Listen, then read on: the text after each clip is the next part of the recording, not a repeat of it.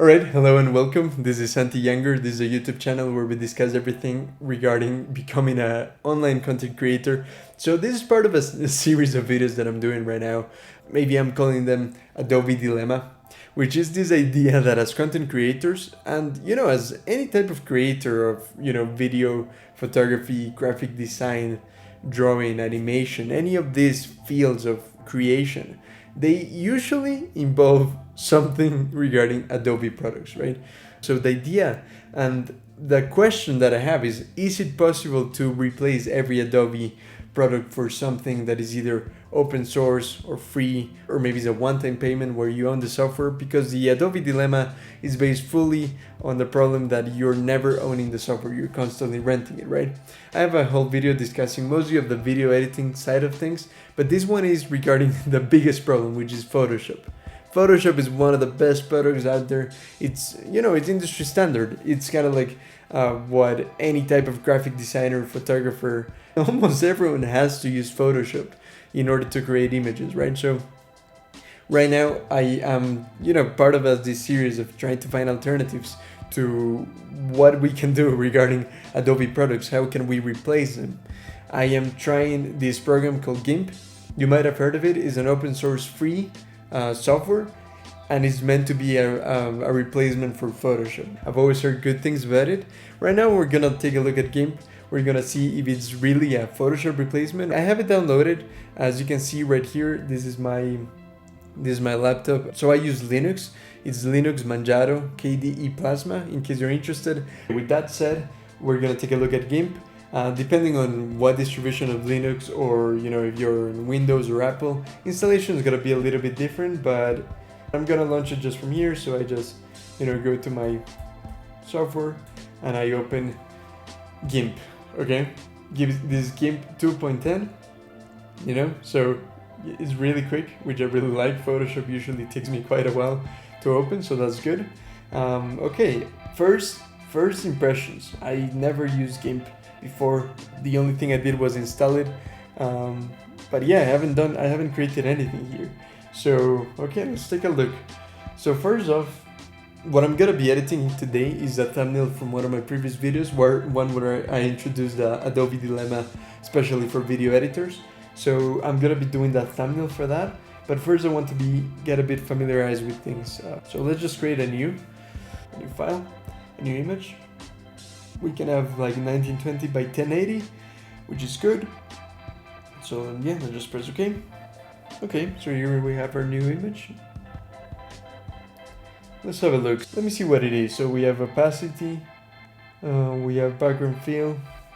Okay, so I'm really used to Photoshop, I must be honest. It's not super similar, not as much as I thought it was. I've heard that it looks quite similar. But yeah, I'm sure you can just, switch things around for however you like them. Cool, so layers. This is quite similar to Photoshop. I like this. You can add new layers. In Photoshop, it's right here. This is a mask. Okay, this is a new layer. So yeah, we can create that's a new layer group. Command set. Yes, right here, of course. So create a new layer. Layer name. Layer 1. Yeah. Yeah, cool. With that, we just can create the layer. Here we are. Okay, so I don't know, for instance, where's the brush? Here's a brush, okay. I just love shortcuts, so I'm gonna have to get used to things. I'm gonna have to modify a lot of things. I'll probably do that in another video, but for now, like if you hover over this, you can see that the shortcut is P. So you can just see it says Paintbrush Tool, Paint Smooth Strokes using a brush, and it says P. So P is the shortcut. So if we are here, this one is M. So move objects around with M. And if I want to go to the brush, by pressing P, I should have that all set. Cool. I do have a small tablet, a Bamboo Wacom tablet. I think I left it upstairs. So yeah, I'm not gonna be using that right now, since I just, it's first impressions right now. I'm just using my finger in the trackpad. Not the best thing to do, but just for testing, it'd be okay. I like the fact that you can, change the size of things here. So yeah, what else? For instance, so you can see that the opacity of things, okay, then there is a bit better. Okay, let me see. playing with things. I just want to understand it a bit. But okay, all of that is being done in my, wait, what am I doing? How do I redo things? So I just command set things, but I close this layer. I command set it by accident. What is redo? I'm trying command shift set, no, command Y, that's it. So not command, I mean control, depending on what you are, but control Y is for redo. I'll definitely have to remap the configuration of the shortcuts. That's really important to me. I really like having a hold of all my shortcuts. I am trying to get to the point where I'm, especially for video editing, which is kind of my main thing, I'm getting to the point where I want to edit fully without the mouse, without using the trackpad, without touching the mouse, which means knowing your shortcuts really, really well. So that's something definitely that I would like to customize things here. Just to have a look to see how easy it is to customize things, I'm gonna go to keyboard shortcuts. So that's in edit, keyboard shortcuts. So for instance, redo, right? I prefer having that as command, control shift set. Yeah, let's just have that, a strong redo. Yeah, I don't want to mess with things too much right now, so that will do. Save and close. Okay, so if I do this and I command set, and then I can command, I keep saying command, but I have control. Either way, that control is the same as command. Either way, control shift set, that will redo things. So yeah, I'm good with that. That is an important one for me. I do have some more advanced configurations of shortcuts, but right now that is kind of like common for everyone to know, like command set, undo, command shift set, redo. And by the way, if I'm saying set, it's because my girlfriend is British and I'm used to saying command set, but it's the same as command Z, right? Command Z, whatever. Okay, so yeah. Okay, so I had to go get my SD card where I have everything right now. And I just want to show you this because I always think it's hilarious. Like you can see it here, this is my SD card. And it needs an adapter, right? Because this computer does not have an SD port. It needs an adapter, right? I just want to, this just to emphasize how ridiculous our times are. We need 2 adapters, so I need to put that into an SD adapter, into this thing. So yeah, I just always think it's hilarious how many adapters we need these days. But yeah, I'm just connecting this into my computer with a USB-C. And yeah, okay, so now we should be able to just open File Manager. Again, this is Manjaro, so of course things will look different for you, but you probably know already how to import an image.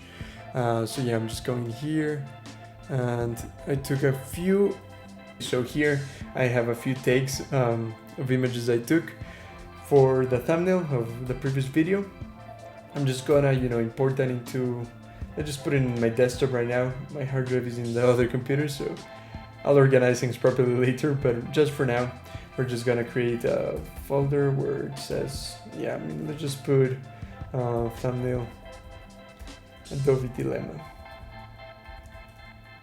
part 1, cool. So yeah, I don't have my folder structure right here, so, I'm just doing things in very simple terms. We create a new folder where it says images. Actually, let's put raw images. This is where I put, because these are, it's images taken in raw format. So this means I can manipulate them a lot more. I usually use Lightroom in Adobe to, edit these photos, but let's just see what Gimp can do. Hopefully you'll be able to open raw images. Because I use an icon, the format is called NEF, but it's the same as raw. So I'm just gonna import. I'm actually gonna use this one, so I'm just gonna import the one that I need. I'm gonna move it there. And I also want to create a folder where I say, editing. And in editing, I'm gonna have the programs that I use, which in this case is Gimp. I have a much better folder structure. I'll probably go through that in a future video. But right now, for the sake of simplicity, this is the folder structure right now. So yeah, we should have this thing right here. I'm gonna close this other window, and I'm just gonna drag it. So hopefully that should work. Gimp message opening. It failed. Okay, so there's no raw loader installed to open raw Nikon files. Gimp currently supports these raw loaders, Darktables and raw therapy. Okay, please install one of them in order to load raw files. Okay, so this is a bit annoying already. The fact that, Photoshop, you can drop just raw files and it's not a problem. This is a bit annoying. I've used raw therapy. I might even have it. Raw therapy. I don't have it. We'll find it here. Easy. Raw therapy. There it is. Okay, I'm gonna install it. Hopefully it'll be quick. So we're gonna be installing raw therapy, which, as I said, is a replacement for Lightroom. I just put apply. The installation process is gonna be different. We're just gonna wait a second. Okay, it's loaded. So now I can just go here. I can launch it, or just for the sake of doing things normally, I would just go here and go raw therapy. So I'm gonna open that. Okay, so a bit of a sidetrack. Right now we're gonna make go quickly through Gimp and raw therapy. So I don't know if there's some type of plugin where you can integrate raw therapy so that Gimp opens raw files. I'm not really sure. But right now, just for the sake of keeping things simple, I'm gonna edit the photo quickly here in raw therapy. So we're gonna close this. Yeah, so now, here we have a folder structure. I'm just gonna go to desktop, thumbnail, raw images. What happens if I press enter? There we go. So here we are, right? Now I'm just gonna do that. I'm gonna open that. There we go. Cool. Okay, so this thumbnail is all about the Adobe dilemma. So like Shakespeare, like when he's one of the characters is holding a skull and wondering, I don't know if it's actually the moment where Hamlet maybe saying to be or not to be, but either way, the image, holding a skull and wondering about life. So I'm gonna Photoshop. I use the term Photoshop because that's what we're used to, but I'm gonna Gimp an Adobe symbol in here. So you're gonna see all of that process. But yeah, so actually, you know what? I want to do this in 2 parts because I think it's gonna be too long otherwise. But okay, so I'm gonna edit this in the next video. But yeah, this is gonna be the workflow. Right now, first impressions of Gimp. This is gonna have to continue. I'm gonna probably make one on raw therapy real quick, just for the sake of keeping things organized. But yeah, okay, we'll be back with this. I don't want to overwhelm you with all of this stuff in just one video. So we're gonna look at raw therapy in the next video real quick, and then we'll go back to Gimp once more. So I mean, so far I can't really say my thoughts on Gimp yet. So this is gonna be just part 1. So stay tuned. I'm gonna be uploading more of this. So yeah, I don't want to leave you empty-handed, so do come back for more. So yeah, do check out part 2. I hope you're enjoying these videos. Do let me know any feedback. Like this video, drop a comment in there, and make sure to subscribe to stay tuned for part 2 and more of these videos on the Adobe dilemma and how to use alternatives to Adobe to create content online. There we go. I'll see you in the next part. Bye.